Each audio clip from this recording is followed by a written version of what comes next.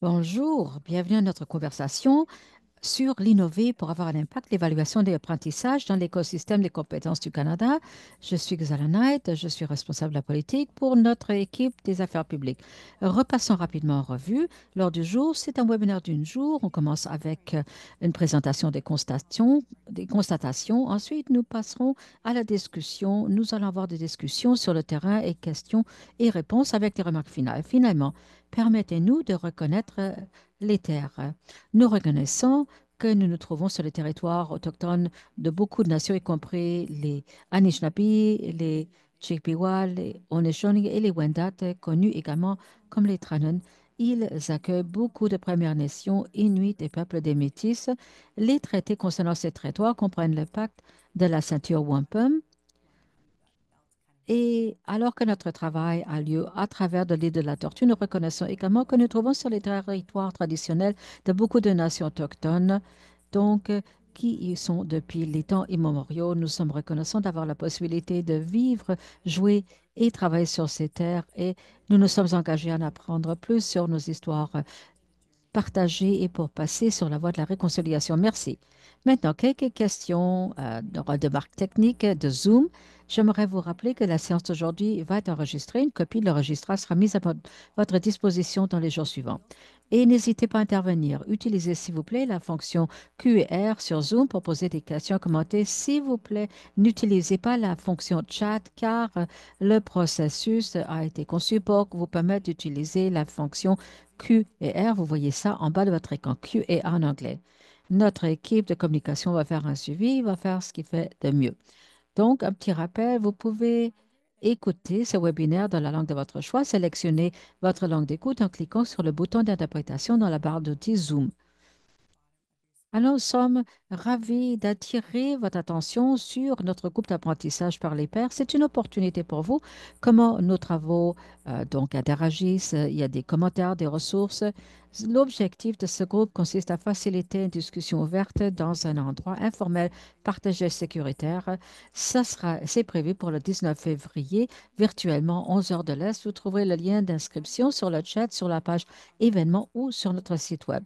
Et pour commencer cette conversation, j'aimerais vous présenter Patricia Williams, directrice de la recherche, l'évaluation et la mobilisation des connaissances ici au Centre des compétences futures. À vous, Tricia. Merci beaucoup, Gazala.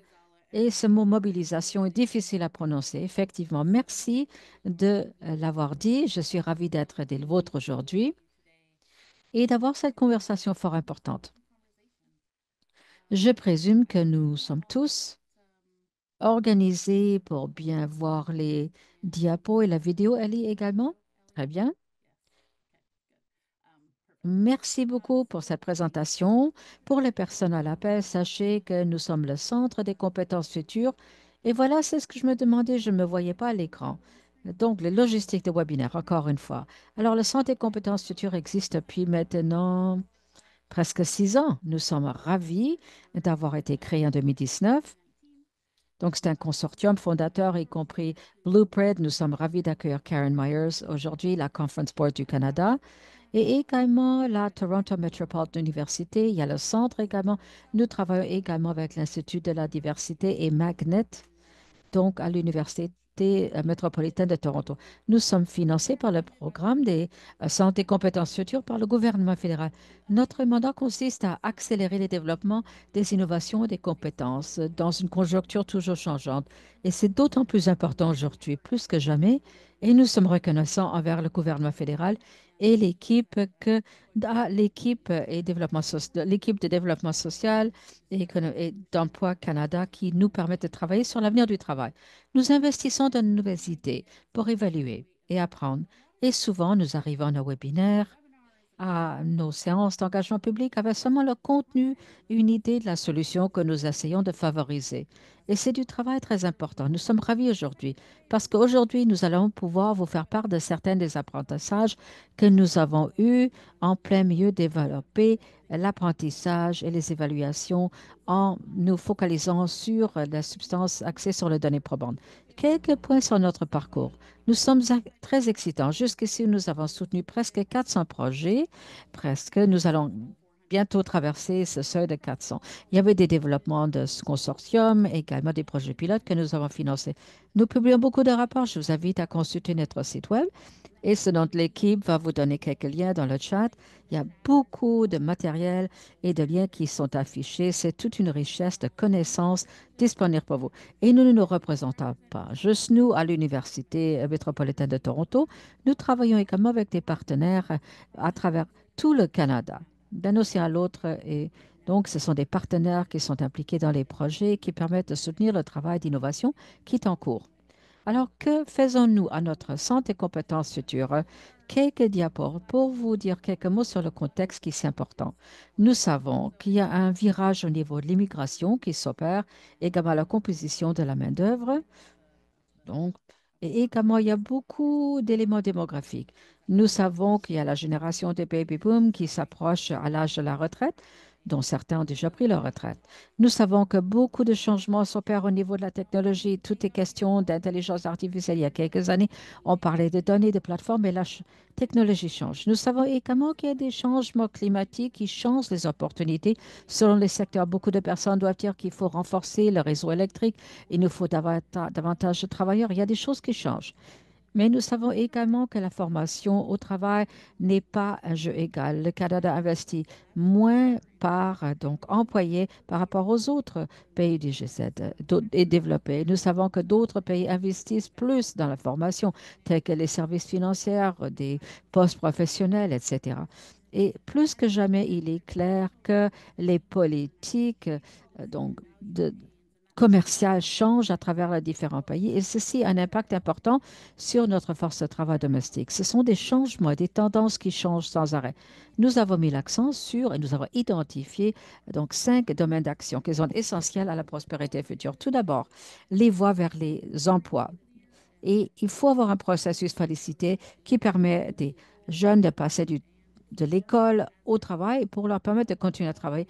Nous devons également résoudre le casse-tête relativement aux compétences numériques et fournir aux personnes les bonnes aptitudes. Et nous savons également que les petites et moyennes entreprises fournissent donc les emplois à la majorité des travailleurs dans le secteur privé. Et ils ne disposeront peut-être pas des fonds nécessaires pour investir dans des projets de formation de grande échelle. Ceci va être tout à fait essentiel pour le Canada pour faire face à l'avenir. Nous savons également qu'une économie inclusive est plus importante que jamais. Il faut s'assurer que tout le monde ait accès à des opportunités qui leur permettent de s'épanouir et se développer à l'avenir.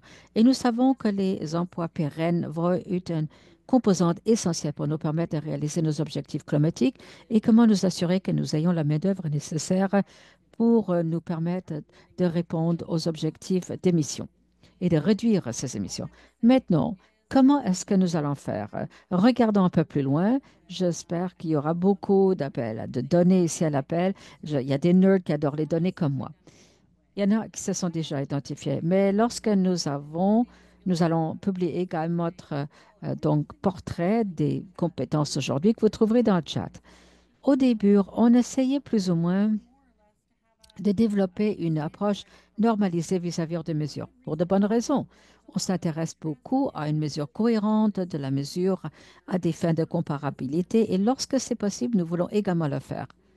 Mais ce qui nous paraissait très valide, c'est de publier quelques-uns des indicateurs sociodémographiques. Ce n'est pas tout le monde qui utilise les mêmes démographies, les mêmes catégories. Donc, pour mesurer, en partie, les partenaires gouvernementaux le font. Ils nous indiquent ce qui les intéresse et ils disent on veut s'assurer de mesurer des choses d'une certaine façon. Également, pour ce qui est des statistiques historiques de l'emploi, il existe des mesures standardisées auxquelles on peut faire appel, que nous déployons lorsque c'est possible. Mais de plus en plus, nous voulons également examiner la satisfaction des participants. Alors, quelle est l'expérience d'un usager dans le cadre d'un programme donné et comment est-ce que nous pouvons le saisir de façon cohérente? Je crois qu'il y avait une autre innovation importante. Et ce que nous avons fait différemment, j'espère justement que Karen va y revenir tout à l'heure, c'est regarder les résultats. Non seulement combien de personnes ont terminé le programme de formation, mais qu'arrive-t-il lorsque les personnes euh, quittent ce programme de formation, l'ont complété et comment est-ce qu'on peut en évaluer l'efficacité et la force d'un modèle ou d'une approche donnée. Nous avons commencé avec de très bonnes intentions. Nous avons essayé de mesurer les choses de façon cohérente. Il y a une chose que nous avons identifiée, c'est que pas tout est forcément axé sur les personnes qui reçoivent les formations dans un programme de formation.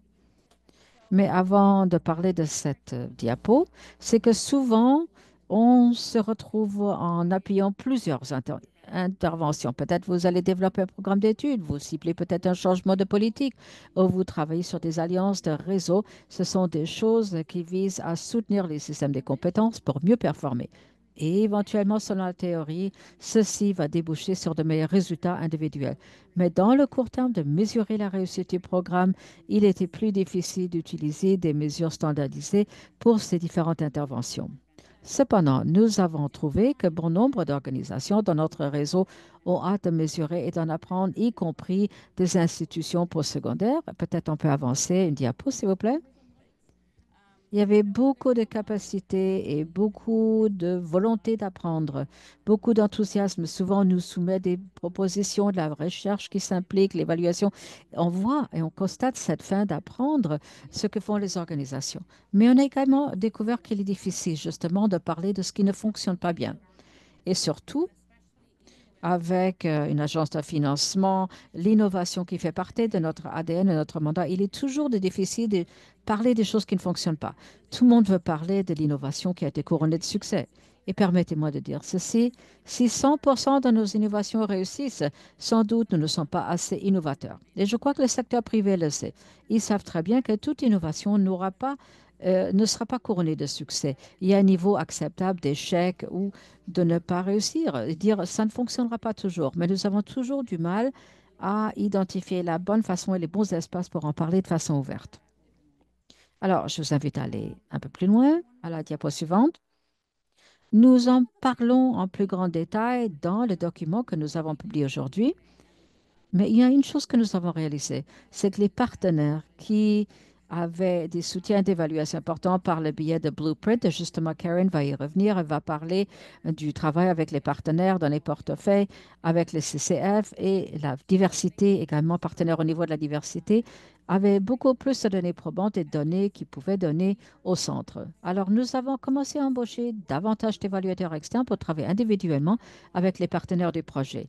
Et ces évaluateurs travaillent directement avec les partenaires pour développer et mettre en œuvre l'évaluation et de créer un cadre d'évaluation qui était cohérent, qui nous permettait d'évaluer une intervention, de travailler avec les partenaires. On donne également donc de la rétroaction sur les rapports, etc. Mais vraiment, il fallait créer une relation avec les partenaires et les évaluateurs.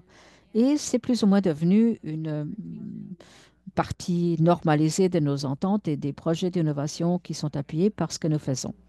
Et on passe à la diapo suivante, s'il vous plaît.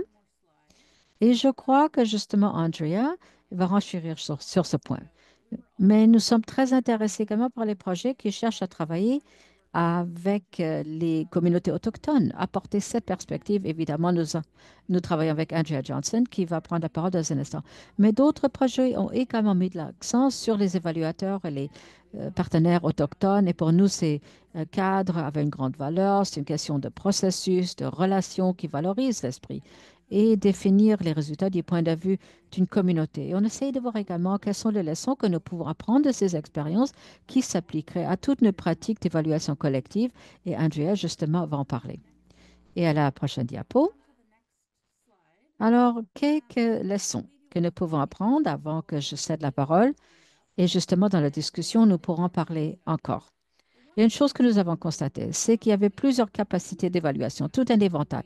Parfois, on se dit, écoutez, on s'attendait, est-ce qu'il y a une organisation communautaire plus petite, aura moins de capacités pour faire l'évaluation? Mais parfois, c'est étonnant ce qu'on a trouvé.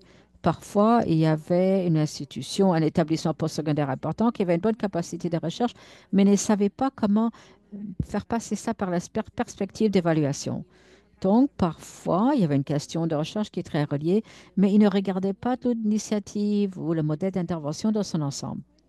Et on constatait qu'il y avait pas mal de confusion sur l'évaluation et la recherche, et ça continue. Et en partie, ce que nous essayons de faire, c'est d'essayer de préciser ça, clarifier et de soutenir une vision plus holistique de l'évaluation grâce à nos appuis. Nous avons toujours la difficulté avec la résistance à reconnaître l'échec. Trouver la bonne façon, le bon langage et la terminologie pour en parler.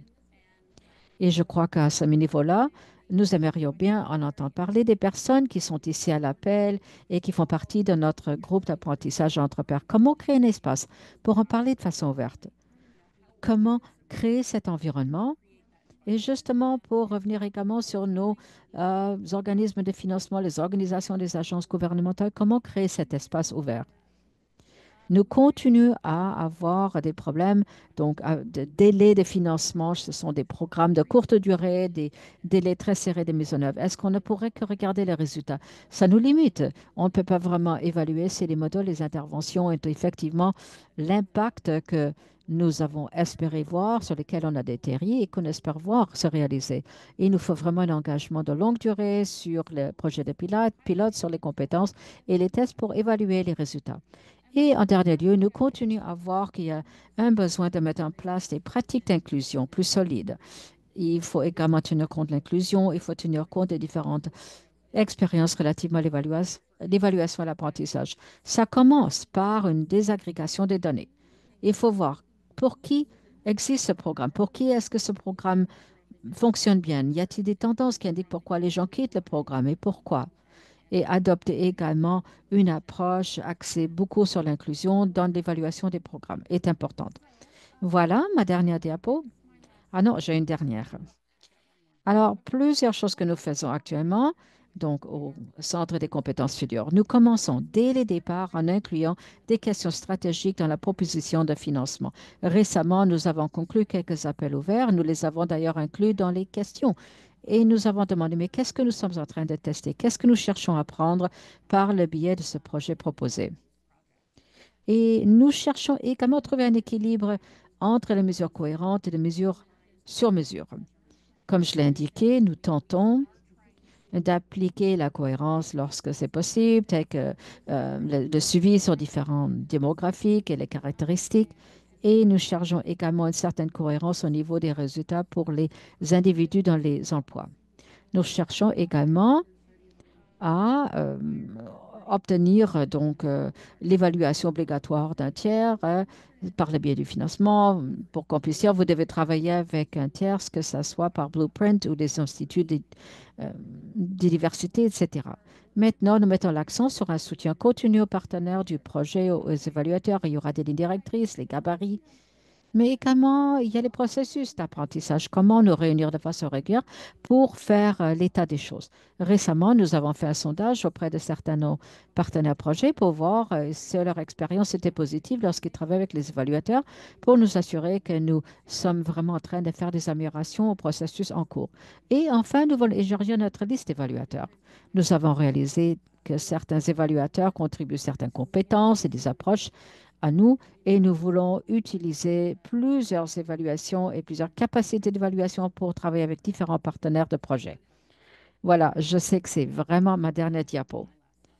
Et je suis vraiment emballée et ravie de pouvoir accueillir des personnes de confiance et des partenaires importants du Centre des compétences futures qui ont tellement contribué au centre, y compris Andrea Johnson, qui est la présidente directrice générale Johnston Research, qui a travaillé étroitement avec nos projets qui ont un point de mire autochtone. Et ensuite, Karen Myers également, qui est cofondatrice du Centre des compétences futures, qui dirige Blueprint et qui a beaucoup d'expérience dont elle peut nous faire part. Blueprint, donc, c'est une création de données probantes et de travail en partenariat. Donc, chacune d'elles vont prendre quelques minutes pour parler de leur approche appliquée. Ensuite, nous passerons à la paire de discussions. Je garde un œil sur les questions-réponses. N'hésitez pas à y mettre des questions et nous allons nous assurer de réserver du temps pour les questions-réponses à la fin. Je passe tout d'abord la parole à Andrea.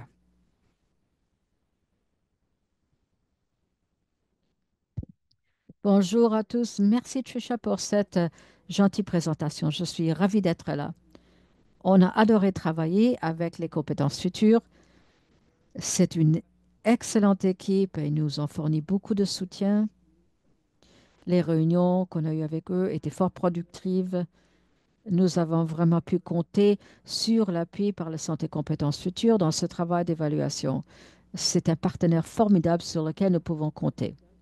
Il y avait une douzaine de projets lancés à travers le Canada, donc est à ouest, sud au nord. Nous sommes allés jusqu'en Colombie-Britannique et aussi lointain dans le nord que le Nunavut. Alors, le point de mur, donc, consiste à appliquer des approches communautaires visant à améliorer les compétences. Certains des projets étaient pour des entreprises en phase de démarrage, dont une au Yukon, et ils ont dû comprendre rapidement comment répondre aux besoins communautaires. Et c'est un excellent exemple qui expliquait comment il fallait incorporer le savoir communautaire dès le départ au projet. Nous avons également travaillé avec une organisation sur la côte Est où il y avait une formation autochtone et placement d'emploi avec les organisations autochtones qui travaillent avec des communautés autochtones. Ils ont connu beaucoup de réussite donc avec les compétences futures. Tous les deux, nous avons travaillé avec des projets dirigés par des autochtones et des projets dirigés par des non-autochtones. Un des projets autochtones avec lesquels nous avons travaillé accueille favorablement euh, l'idée de connaître les prochaines étapes. Au départ, ils pensaient peut-être faire de la recherche, mais souvent les gens se disent, d'accord, on va aller voir la communauté, on va s'adresser aux membres de la communauté, on va faire la recherche. Mais ce que nous avons travaillé grâce au Centre des compétences futures, grâce au travail effectué et le travail d'Andrea, qui a travaillé étroitement avec le Centre des compétences futures sur cette approche et la prise de décision. Et grâce à toute cette camaraderie, nous étions en mesure de la soutenir avec Johnson Research et on n'a pas envisagé la possibilité de sonder les membres de la communauté, car beaucoup de questions déjà rédigées. D'ailleurs, nous sommes adressés à beaucoup d'autres personnes qui nous ont tous dit que oui, on voit ça des fois lorsqu'on engage avec les communautés autochtones, que les questions sont traumatisantes.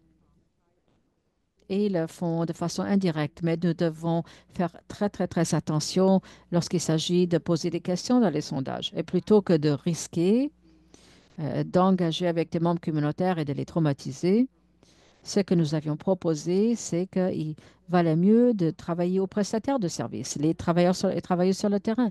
Souvent, les travailleurs et travailleurs dans les communautés autochtones donc, sont des anciens clients. À ce moment-là, c'est un avantage double. Donc, on recueille leur expérience et leurs connaissances qui travaillent déjà avec des membres de la communauté, mais également ces personnes elles-mêmes ont probablement déjà fait appel au service. Donc, un des projets que nous avons appuyé, d'ailleurs, dit, je suis heureux que nos chemins se soient croisés. Je tiens à vous remercier pour votre soutien, votre perspicacité pendant que nous travaillons sur ce projet. En conséquence, notre projet poursuit sa recherche de nouveaux fonds pour soutenir la poursuite de ce programme que nous avions lancé dans le Manitoba du Nord. Ils avaient appris beaucoup sur le programme et sur la meilleure approche à adopter pour sa mise en œuvre et nous y sommes arrivés en partie grâce à votre soutien. C'était vraiment un projet très valorisant pour nous et je dois dire que ceci passe beaucoup par le Centre des compétences futures et les mécanismes qui ont été mis en œuvre. Diapo suivante, s'il vous plaît. Voilà une photo des personnes qui travaillent sur le projet. C'était extrêmement valorisant de voir ça. Finalement, ce qu'ils ont fait par le biais de leur projet de recherche, c'est qu'en s'adressant aux prestataires de services communautaires, c'est que plutôt que créer un programme qui, encore une fois, va être une autre activité que les parents devraient prévoir, auquel ils doivent amener leurs enfants. L'apprentissage la plus importante qui a été fait, c'est que, disons, il y a déjà un programme des jeunes et des mamans qui existent. Ce qu'ils vont faire, ils vont se joindre à ce programme des mamans et des petits pendant ce moment déjà prévu. Donc, vraiment, les parents en tiraient plus, ils se rendent à cette activité, ils vont socialiser avec les parents et en même temps, les enfants apprennent des aptitudes très importantes. Maintenant, nous pouvons vraiment avoir davantage de bienfaits d'un seul coup. Et également, une autre chose excitante que nous avons faite, c'est de travailler avec un outil que nous avions élaboré. Et cet outil a été élaboré grâce à beaucoup de recherches qui a été faite en travaillant avec des groupes d'intérêt et également en travaillant directement avec les communautés. Nous avons pu élaborer un modèle d'évaluation qui a maintenant quatre piliers. Donc, l'esprit, la relation, le progrès. Le dernier est vraiment nouveau. Néanmoins, on ne l'a pas encore terminé, mais je le vous montre ici, souligné en jaune. Jusqu'ici, toutes les conversations que nous avons tenues avec les membres de la communauté nous disent qu'ils accueillent beaucoup ce quatrième pilier, c'est-à-dire l'inconnu. Souvent, nous, nous, nous faisons la conception de programmes et nous pensons avoir tout réglé. Et c'est justement ce que font les modèles de logique. Les modèles présument quelles sont les réponses en avance, mais à répétition, maintes répétitions, en travaillant avec les communautés autochtones, on nous dit la même chose. On nous dit qu'il y a un besoin de prendre une pause, de prendre un recul pour réfléchir et respirer. Prenez le temps sur la Terre. Lorsqu'on va sur la Terre et lorsqu'on est proche de l'eau, c'est un moment qui vous permet d'explorer quel est l'inconnu. Cela vous sera révélé en passant du temps dans la nature. Diapo suivante. Donc, quels sont quelques-uns des apprentissages? On nous a demandé d'identifier ces apprentissages. Très bonne question d'ailleurs. Et cela nous a amené à prendre un peu de recul et de réfléchir à ce que nous avions appris. C'était passionnant. Je vais vous lire ces points parce qu'ils ont tellement d'impact. L'impact positif de l'utilisation des principes éthiques autochtones et de l'application des connaissances à la recherche et l'évaluation est bien documenté. Également, soutenir les besoins de la communauté et défendre la notion de rien sur nous sans nous. Aider l'équipe à s'assurer que le programme soit pertinent et durable au sein des communautés desservies. L'importance de renforcer la fierté et la connaissance des types d'industries autochtones dans lesquelles les étudiants peuvent chercher à travailler afin d'améliorer les résultats et la compréhension des jeunes et des universités autochtones. Inclure la culture autochtone, l'artisanat et l'apprentissage sur le terrain, en particulier en personne. Et ne réinventez pas la rue. Travaillez plutôt avec des programmes préexistants lorsque vous pouvez le faire. Mais vraiment, selon nos expériences, c'est presque vraiment une recette pour la réussite qu'on peut cocher. Il y a déjà ici beaucoup des indicateurs qui sont importants dans la liste et je crois qu'on peut en apprendre beaucoup.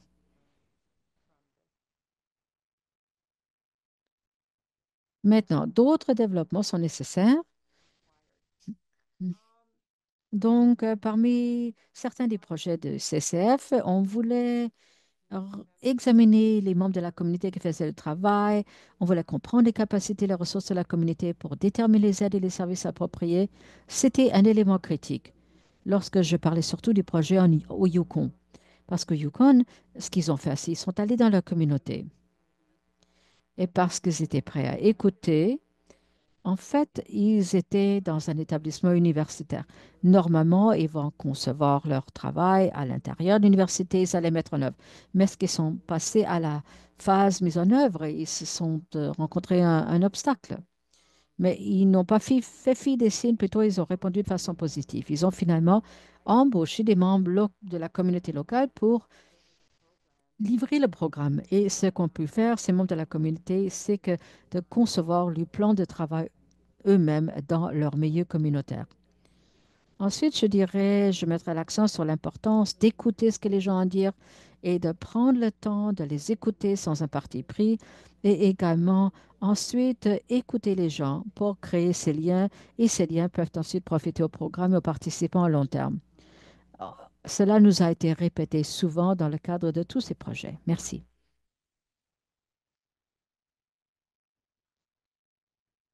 Je crois que je n'avais plus de temps, n'est-ce pas? Oui, Angela. Peut-être on peut se rattraper un peu plus tard.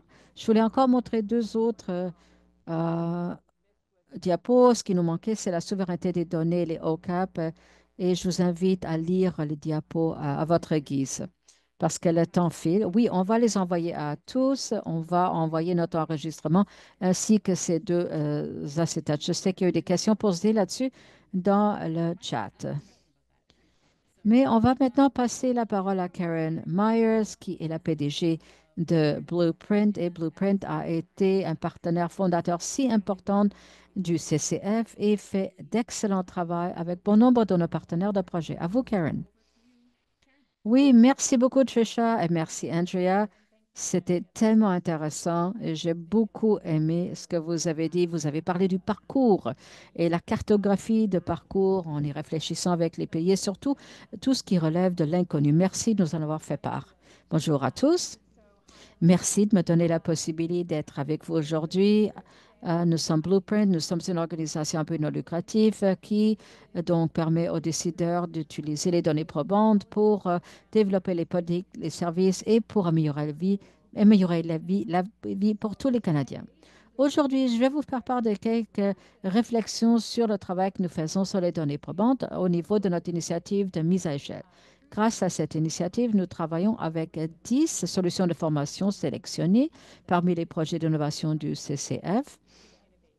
L'objectif avec ces solutions consiste à déterminer comment nous pouvons les mettre à échelle pour répondre aux besoins de la population canadienne. Et nous le faisons en utilisant une boîte à outils intégrée qui comprend des mesures rigoureuses, mais également c'est l'apprentissage continu. C'est très, très important comme partie et nous voulons vraiment investir dans l'amélioration du rendement pour que chaque programme peut être aussi fort que possible. Et également, nous cherchons à regarder le suivi des résultats à long terme et lorsque c'est possible, utiliser les données sur évaluer le retour sur l'investissement. Passons à la diapo suivante. Alors, permettez-moi de dire quelques mots sur le problème que nous essayons de résoudre grâce à ce portefeuille. Et il y a deux niveaux. Donc, si vous regardez à gauche de la diapo, ce que nous faisons avec ce portefeuille, c'est que de contribuer à une vision d'un état futur des choses, où nous avons un marché robuste où chaque personne peut naviguer à travers les options de formation dans le bon programme au bon moment et savoir que ça va fonctionner. Évidemment, ce que nous travaillons, c'est évidemment la partie que oui, ça fonctionnera. Et sur le côté droit, c'est-à-dire à droite, c'est le défi, le deuxième défi, c'est que nous voulons également aborder les défis relevant à la mise à échelle.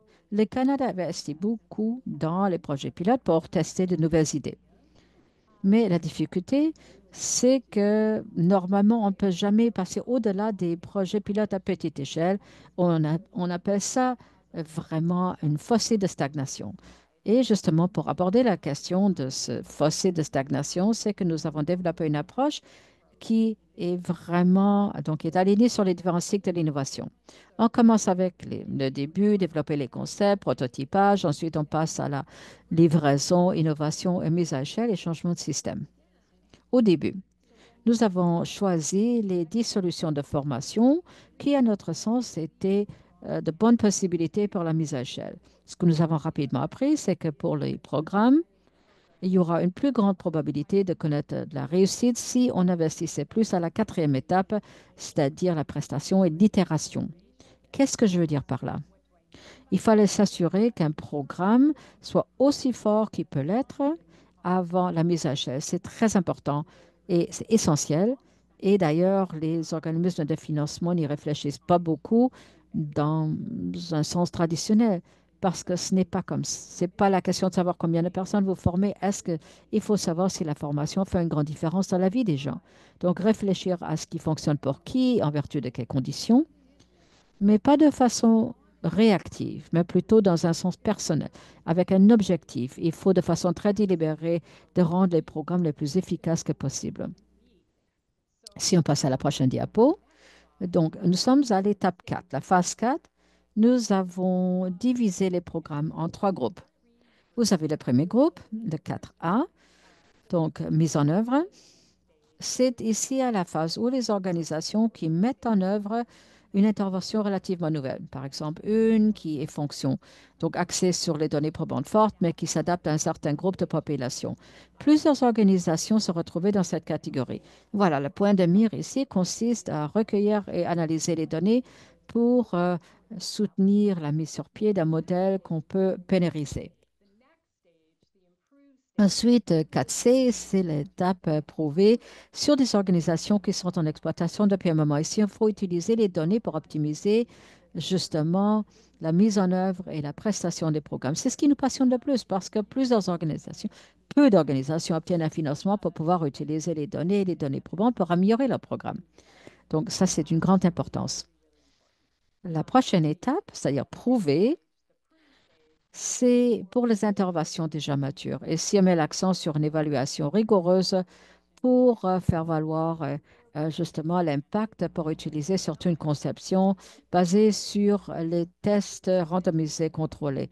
Peu d'organisations, on demande à trop d'organisations de passer trop rapidement à cette phase. Les gens qui mettent en œuvre les interventions, même pour la première fois, on leur demande, les organismes de financement exigent qu'on montre l'impact de ce programme. Et ce qu'on devrait retirer de cette diapo et notre travail, c'est que lorsqu'il s'agit de créer des données probantes, il est très important de pouvoir marcher avant de courir et de ramper avant de marcher.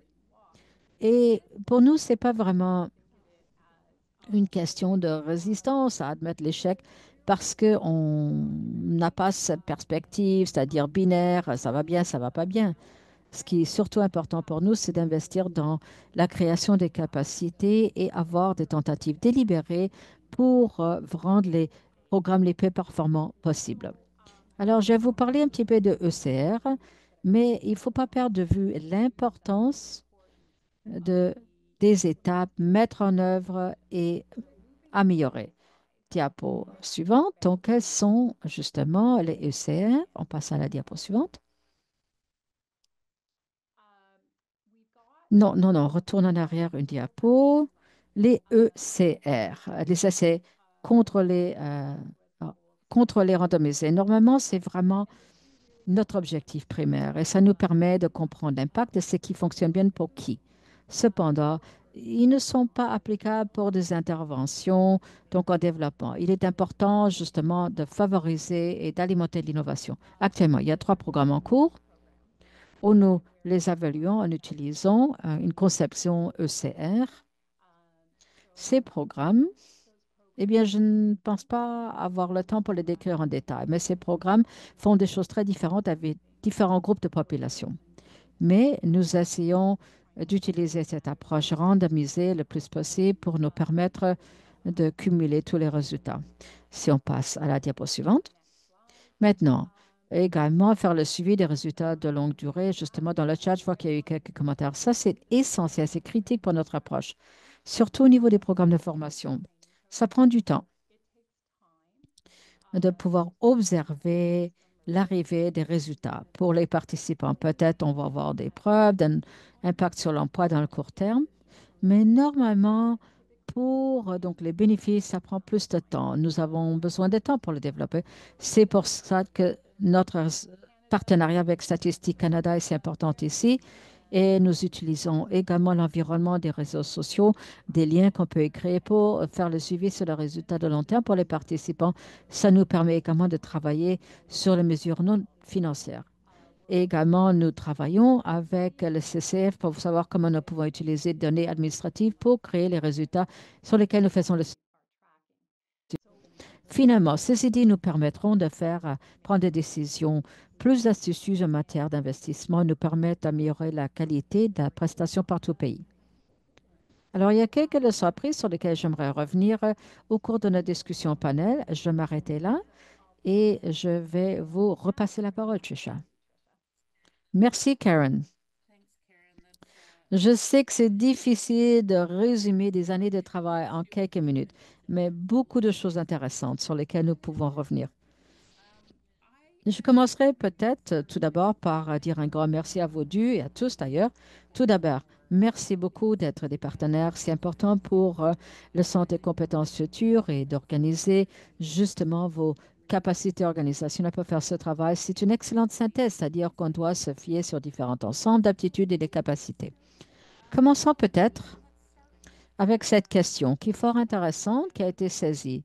Et Andrea, ça vous donnerait peut-être une opportunité pour expliquer comment nous avons travaillé avec plusieurs organisations et j'y fais d'ailleurs l'écho de Karen ici parce qu'on apprécie beaucoup le cadre que vous avez pu contribuer à ce travail que vous avez pu élaborer. Et nous en avons constaté la grande valeur lorsqu'il a été appliqué à différentes organisations partenaires. La question, comment est-ce que les perspectives d'évaluation de l'Ouest et autochtones peuvent être utilisées en évaluant l'impact d'un projet d'initiative? Qu'est-ce que vous en pensez, Andrea? Cela relève vraiment de la communauté. C'est-à-dire, il faut tout d'abord qu'elle établisse son niveau de confort. Nous avons certainement travaillé avec plusieurs communautés, dont une surtout dans le Yukon, il y a quelques années. Cette communauté appuyait beaucoup les approches de l'évaluation de l'Ouest, mais ils voulaient équilibrer ça avec leur culture parce qu'ils ont leur propre gouvernance autochtone. Également, tout dépend de la communauté que vous avez dans la base de population dans la communauté.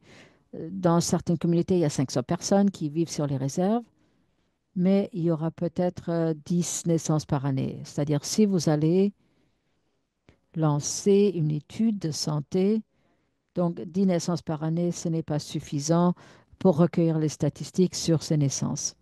Cependant, 6 nations du Grand River, c'est la plus grande Première Nation au Canada. Ensuite, Westassani, qui se trouvent toutes les deux en Ontario.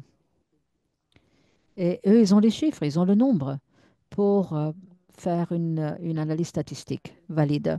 Mais peu importe qui a les chiffres suffisants, qui ne les a pas, tout doit être remis aux mains de la communauté. Il y a la souveraineté de donner, il y a OCAP également qui commence à reconnaître. Nous avons découvert que plus de communautés maintenant ont des conseils de révision qui sont en place pour effectuer de la recherche et ils prennent leurs propres décisions sur les méthodes qui devraient être utilisées. Excellent point. Et je me demandais également que si en partie, on pourrait créer un espace qui permette d'avoir différentes façons de faire valoir l'impact, c'est-à-dire des moyens qualitatifs. Il y a beaucoup de capacités pour synthétiser les impacts qualitatifs maintenant, qui peut-être dans le passé n'existaient pas. Karen, vous avez, et d'ailleurs, j'adore ce que vous avez dit. Tout d'abord, il faut apprendre à rompre, marcher, ensuite courir. On n'a pas besoin tous de montrer des résultats. Mais comment est-ce que vous pouvez équilibrer cette amélioration continue tout en identifiant ce qui ne fonctionne pas par rapport à ce qui fonctionne bien, justement aux phases de développement de modèles précoces? Je dirais ceci. Nous encourageons toujours la collecte de données, qu'il s'agisse des données qualitatives ou quantitatives. Et également utilisation d'une approche différente lorsque c'est approprié. Mais nous encourageons toujours les organisations à recueillir les données sur les résultats. C'est comme ça que nous pouvons faire le bilan. Et c'est en parlant directement aux participants et en encourageant la voix des participants. Parce que nous croyons parfois que quelque chose fonctionne bien, on a l'impression que c'est la bonne chose à faire. Nous avons l'habitude de dire aux organismes de financement que oui, tout va bien. Mais effectivement, il y a quelques éléments qui ne sont pas cohérents. Il y a quelque chose qui cloche ou quelque chose que nous avons conçu ne fonctionne pas comme prévu. Donc, il est très important de le savoir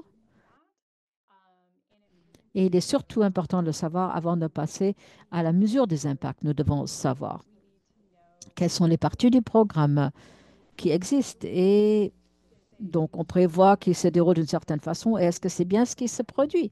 Est-ce que c'est différent? Et comment est-ce que ça évolue avec le temps? Donc, il est important de tout comprendre parce que sinon, nous pourrions arriver à des hypothèses. Et nous faisons face à tellement de pression au pays pour toujours raconter les bons coups sur ce qui fonctionne bien. Donc, de communiquer les bonnes nouvelles. Et ça ne permet pas forcément d'honorer les personnes qui y ont consacré leur temps et leurs espoirs justement dans le programme. Alors, nous devons vraiment essayer de comprendre ce qui se produit réellement euh, chez les personnes qui participent au programme. C'est une importance tout à fait critique. C'est tout à fait vrai et je crois que c'est le bon mot. Et c'est peut-être un peu provocateur lorsque on parle un petit peu d'échec. Ce n'est pas une question d'échec, mais on veut juste identifier ce qui ne fonctionne pas bien. Mais on devrait peut-être le communiquer. Moi, je recadrerais ça. Je ne parlerai pas d'échec. Plutôt, je dirais qu'il faut donc donner une voix aux participants. On ne veut pas juste raconter les bonnes nouvelles, donc on peut présenter à vos organismes de financement, mais plutôt explorer ce qui marche bien pour eux, ce qui ne marche pas bien pour eux. Là où est-ce que les gens réalisent du progrès, là où il y a des obstacles et vers où est-ce qu'on veut cibler les investissements délibérés pour améliorer la situation. S'il y a une chose que je pourrais changer sur la façon dont on investit des deniers publics dans les programmes, c'est en plus, évidemment, de fournir un financement sur le long terme et solide, c'est de permettre aux organisations de s'améliorer relativement à ce qu'elles font déjà. Parce qu'évidemment, le change, ça fait avec le temps, c'est pas statique. Vous n'allez pas obtenir une petite étoile euh, or, en or et tout est bien. Les choses changent, le marché du travail change. Donc, c'est important de suivre sur le temps. Et Andrea, dans nos discussions précédentes, vous avez beaucoup parlé de la capacité contribuée par les organisations, votre passion. Est-ce que vous pourriez en parler un petit peu? Qu'est-ce que les organisations contribuent à la table selon cette perspective des actifs, selon vous? Qu'est-ce qu'elles contribuent? Eh bien, des organisations non autochtones, je,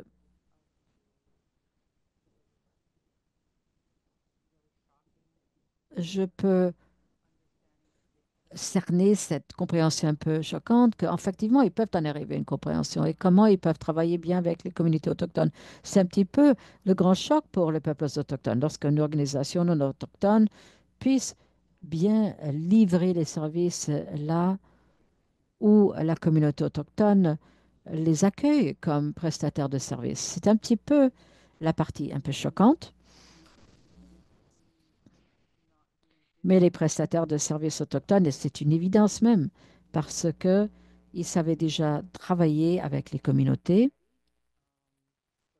Je crois que c'est là où il y a des leçons à prendre. C'est surtout pour les prestataires de services non autochtones.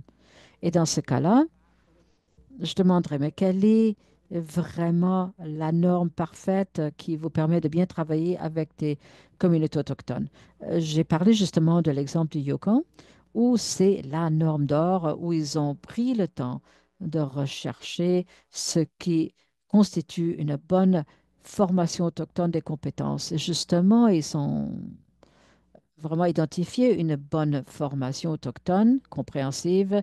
Il ne s'agissait pas juste d'une journée de formation, il s'agissait plutôt d'un processus très engagé, très intense. Les 10 membres de l'équipe ont tous complété la formation, ils l'ont fait ensemble et ils avaient la pleine volonté de participer. Et par la suite, on observait des bienfaits parce qu'essentiellement, ils avaient adapter leur modèle de service à l'extrémité, aux besoins de la communauté. Et ils ont aligné sur les priorités de la communauté. Donc ils avaient élaboré une réponse absolument extraordinaire aux réponses, aux questions et aux besoins. Oui, c'est extraordinaire, c'est un excellent exemple. Alors maintenant, j'aimerais passer à la pratique. Vous êtes toutes les deux des praticiennes, vous dirigez des organisations dans le développement des pratiques, vous avez des idées sur les besoins. Qu'est-ce que vous avez appris dans vos propres pratiques, dans vos propres organisations grâce à vos engagements? Quelles ont été des leçons apprises pour vous à l'échelle individuelle, mais également dans le cadre de vos deux organisations que vous dirigez et au niveau de vos postes de leader, relativement à l'évaluation et l'apprentissage? Andrea, peut-être à vous pour commencer? Oui. Le modèle que je vous avais montré, justement, je manquais de temps, donc je n'ai pas pu euh, parler des détails, mais ça s'appelle Waking the Journey Model, c'est-à-dire réveiller le modèle du parcours. Et j'y avais consacré beaucoup de temps, j'y ai travaillé avec beaucoup de partenaires et grâce à beaucoup de rétroactions données. Nous sommes au tout début, justement, de l'ancien projet pilote.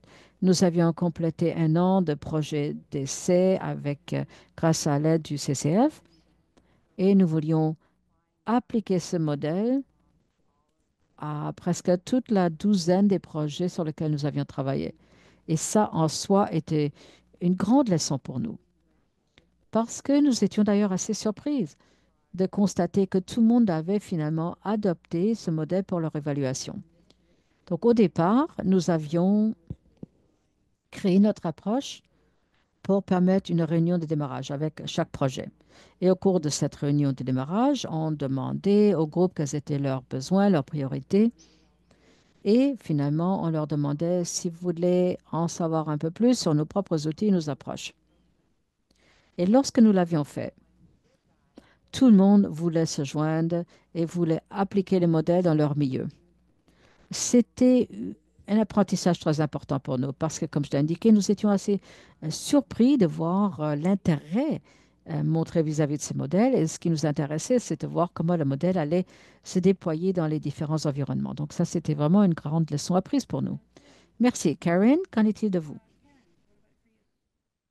Je crois que une des choses les plus intéressantes pour nous, justement, je l'avais mentionné brièvement, c'est que nous avons créé ces trois phases euh, avec l'intention de ne pas précipiter, de forcer les organisations à tout de suite mesurer l'impact. Il était très difficile de l'expliquer, de le communiquer, expliquer pourquoi essentiellement, surtout l'étape améliorée était tellement importante. Normalement, ce n'est pas des organisations entendent dire de la part des évaluateurs. Normalement, on leur dit, voilà, soit ça va bien, soit ça va pas bien, ou on élabore une évaluation mentale où on ne parle pas du tout des résultats.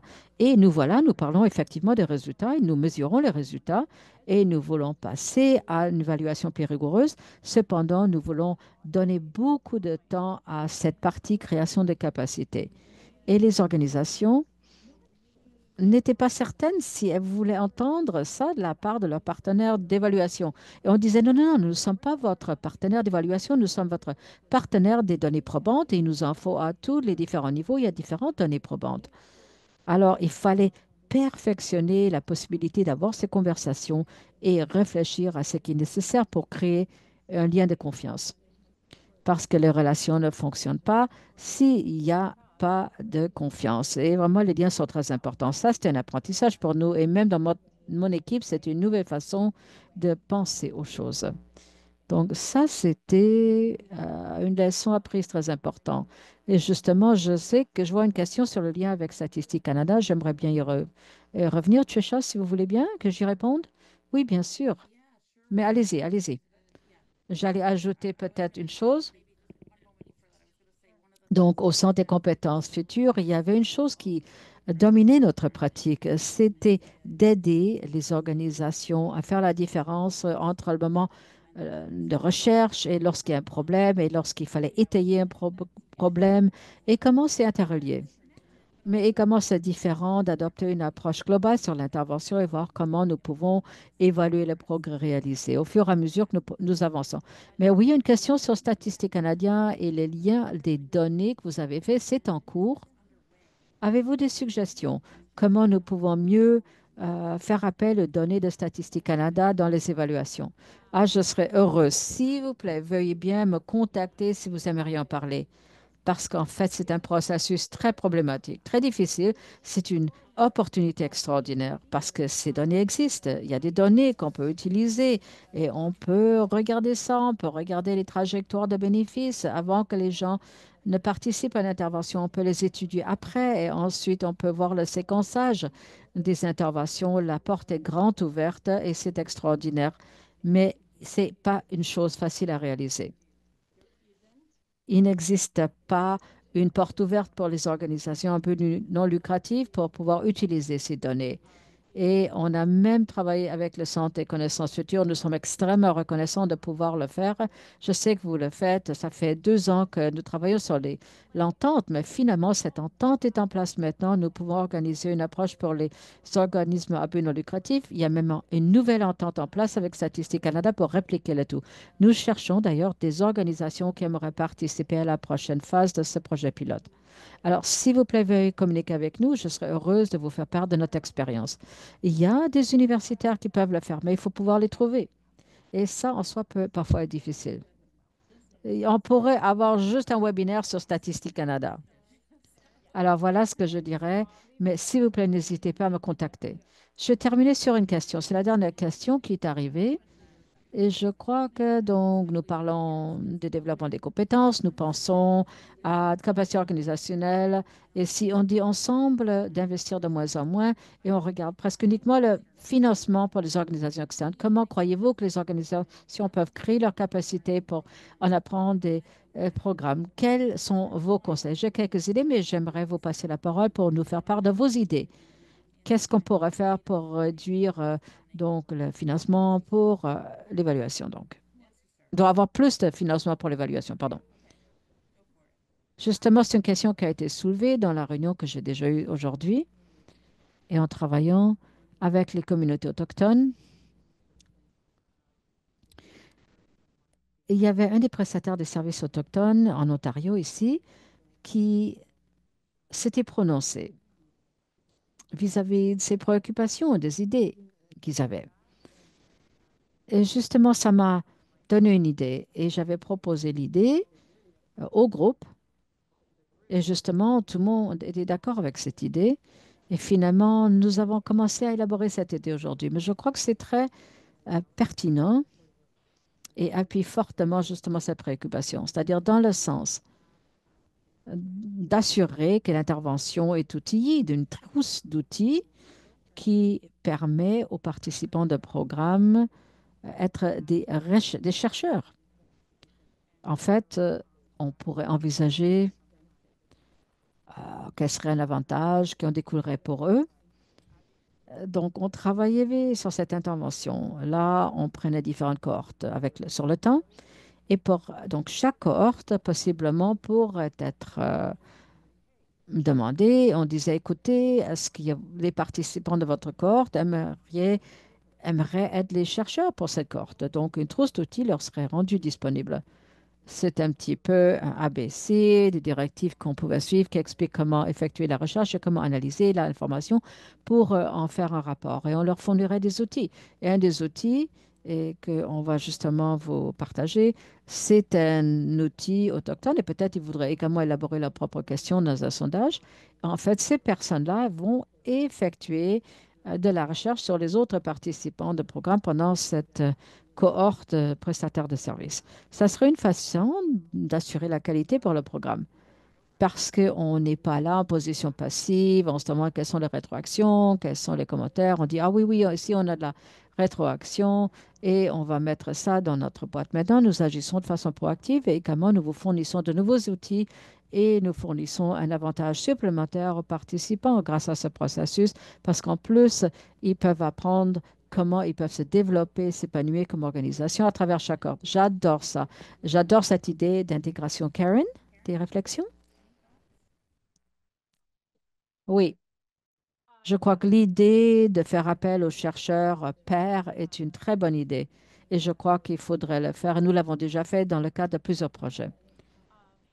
Mais et comme une entité que le Centre des compétences futures peut faire ça pour améliorer la façon dont ils font une évaluation sur le marché, si vous voulez, comment ça fonctionne en ayant des listes d'évaluateurs et de détenir les informations sur leur approche, rendre le tout disponible, avoir également des outils de source ouverte qui permettraient aux organisations de trouver des évaluateurs qui répondent à leurs besoins et dont les processus s'alignent sur les leurs.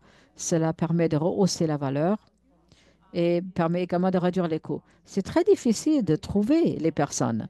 On consacre beaucoup de temps à se connaître en écrivant une proposition. Il y a beaucoup d'incertitudes de deux côtés. Et ensuite, soudainement, votre projet est déjà terminé.